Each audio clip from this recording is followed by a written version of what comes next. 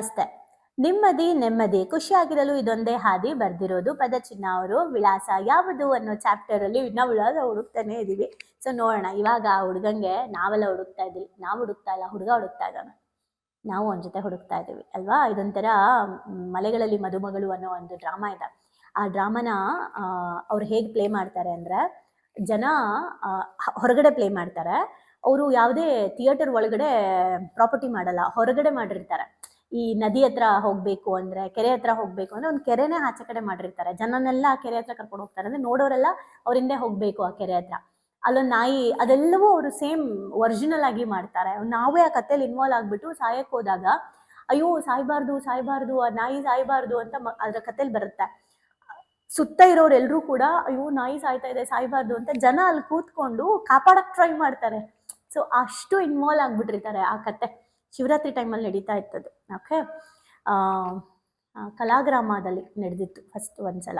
ಅರ್ಧ ನೋಡಿದ್ದೆ ನಾನು, ಅವಾಗ ಅಷ್ಟು ನನಗೆ ಇಂಟ್ರೆಸ್ಟ್ ಇಲ್ಲ ಅಂತ ಬಂದ್ಬಿಟ್ಟೆ. ಬಟ್ ಮಿಸ್ ಮಾಡ್ಕೊಂಡೆ ಅನ್ನಿಸ್ತು, ಅರ್ಧ ನೋಡಿದ್ದೆ. ಓಕೆ, ಸೊ ಆ ಥರ ಆ ಕಥೆಯಲ್ಲಿ ನಾವು ಹೋಗ್ಬಿಡ್ತೀವಿ. ಸೊ ಈಗ ನೋಡೋಣ.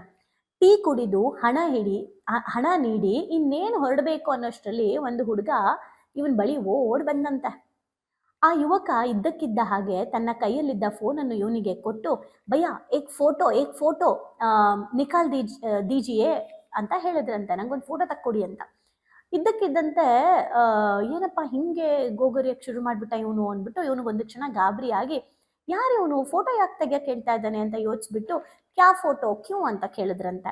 ಅದಕ್ಕೆ ಆ ಹುಡುಗ ಕೂಡ್ಲೆ ಪಕ್ಕದಲ್ಲಿ ಇದ್ದಿದ್ದು ಒಂದು ಸೂಪರ್ ಬೈಕ್ನ ತೋರಿಸ್ಬಿಟ್ಟು, ಅದು ನಿಂಜಾ ಬೈಕ್ ಆಯ್ತಾ. ಸೊ ಅದು ಹಸಿರು ಮತ್ತು ಕಪ್ಪು ಬಣ್ಣದಲ್ಲಿ ಬೀದಿ ದೀಪದ ಬೆಳಕಿನಲ್ಲಿ ಹೊಳಿತಾ ಇತ್ತಂತೆ. ಅದನ್ನ ತೋರಿಸಿ, ನಾನು ಈ ಬೈಕ್ ಮೇಲೆ ಕುತ್ಕೋತೀನಿ, ನಂದೊಂದು ಫೋಟೋ ತೆಗೀರಿ ಅಂತ, ಯಾರ ಬೈಕೋ ಗೊತ್ತಿಲ್ಲ, ಪ್ಲೀಸ್ ಬೇಗ ತೆಗೀರಿ ಫೋಟೋ ಅಂತ ಹೇಳಿದ್ನಂತ. ಆದ್ರೆ ಇದನ್ನ ನೋಡಿದ ಕೂಡಲೇ ಒಮ್ಮೆ ಒಂದು ಫೋಟೋ ತೆಗೆದುಕೊಳ್ಳೋ ಆಸೆ ಅವನಿಗಿದೆ ಅಂದ್ಬಿಟ್ಟು, ನನಗೆ ಇಂತಹ ಬೈಕ್ ಖರೀದಿಸಕ್ಕಾಗಲ್ಲ, ಅದಕ್ಕೆ ಒಂದು ಫೋಟೋ ಆದ್ರೂ ಇರ್ಲಿ ಅಂತ ಕೇಳಿದ್ನಂತೆ. ದಯವಿಟ್ಟು ತಕ್ಕೊಡಿ ಅಂತ. ಅವನಲ್ಲಿರುವಂತಹ ಒಂದು ಮುಗ್ಧತೆಯನ್ನ ನೋಡಿ ಅವನ ಮಾತುಗಳನ್ನ ಕೇಳಿಸ್ಕೊಳ್ತಿದ್ದಂಗೆ ಇವನಿಗೆ ಏನೋ ಒಂದು ವಿಚಿತ್ರ ಅಂತ ಅನ್ಸ್ಬಿಟ್ಟು ಏನು ಮಾತಾಡದೆ ಫೋಟೋ ತಕ್ಕೊಟ್ನಂತೆ. ಮೊಬೈಲನ್ನು ಅವನ ಕೈಗೆ ವಾಪಸ್ ನೀಡ್ತಿದ್ದಂತೆ ಫೋಟೋಗಳನ್ನ ನೋಡಿ ಆ ಯುವಕ ತುಂಬಾ ಖುಷಿ ಪಟ್ಟನಂತೆ, ತುಂಬಾ ಭಾವುಕನಾದಂತೆ. ಅತ್ಯಂತ ಸಂತೋಷದಿಂದ ಬಂದು ಇವನನ್ನು ಅಪ್ಪಿಕೊಂಡು ಹಸ್ತಕ್ಕೆ ಒಂದು ಮುತ್ತನ್ನು ಕೊಟ್ಟು ಥ್ಯಾಂಕ್ ಯು ಭಯ್ಯ, ಥ್ಯಾಂಕ್ ಯು ಅಂತ ಹೇಳ್ತಾ ಹೊಡೋದ್ನಂತೆ.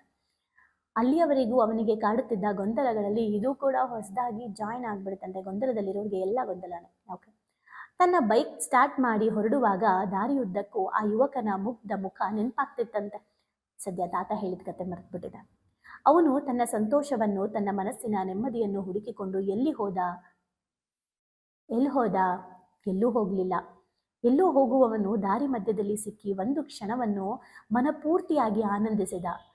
ಹೇಗಿದ್ರು ಅದು ಸಿಗಲ್ಲ ಅಂತ ಗೊತ್ತಿದ್ರು, ಅವನದಲ್ಲ ಅಂತ ಗೊತ್ತಿದ್ರು ಅದನ್ನ ಮನಪೂರ್ತಿಯಾಗಿ ಒಂದು ಕ್ಷಣ ಅವನು ಎಕ್ಸ್ಪೀರಿಯನ್ಸ್ ಮಾಡಿಬಿಟ್ಟ ಅದನ್ನ ಅಂತ ಅವನಿಗೆ ಅನ್ನಿಸ್ತಂತೆ.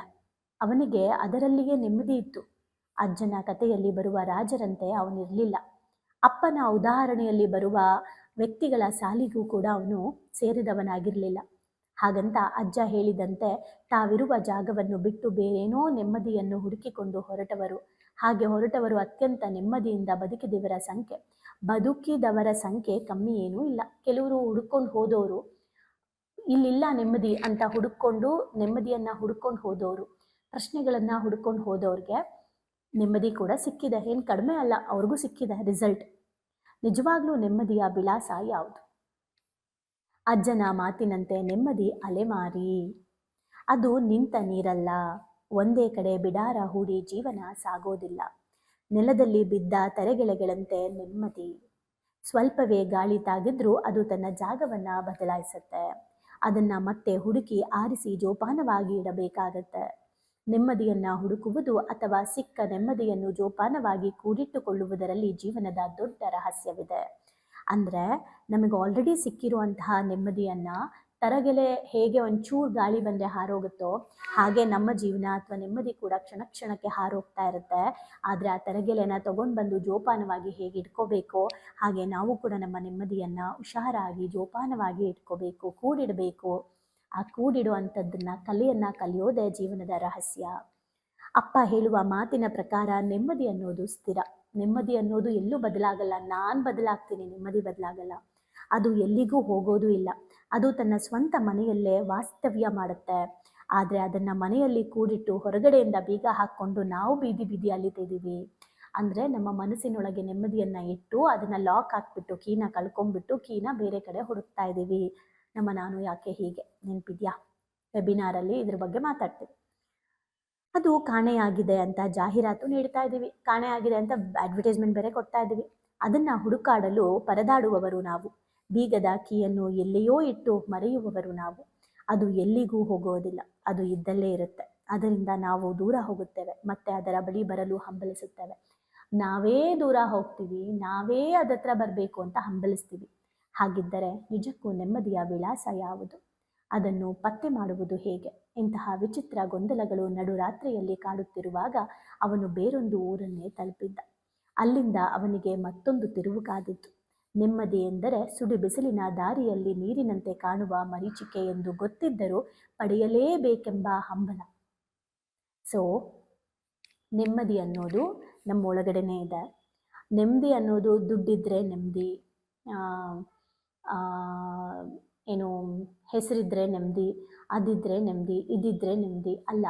ನೆಮ್ಮದಿ ಇದ್ದರೆ ಎಲ್ಲವೂ ಅನ್ನೋದನ್ನು ನಾವಿಲ್ಲಿ ನೋಡಬೇಕು. ನೆಮ್ಮದಿಯಿಂದ ಎಲ್ಲವನ್ನೂ ಪಡ್ಕೋಬಹುದು. ನೆಮ್ಮದಿಯನ್ನು ಎಲ್ಲೋ ಹುಡುಕಬೇಕಾಗಿಲ್ಲ. ಸಮ್ಟೈಮ್ಸ್ ನೆಮ್ಮದಿಯನ್ನು ಹುಡುಕೋಕ್ಕೆ ನಾವು ಅಲೆಮಾರಿಗಳು ಆಗಬೇಕಾಗತ್ತೆ.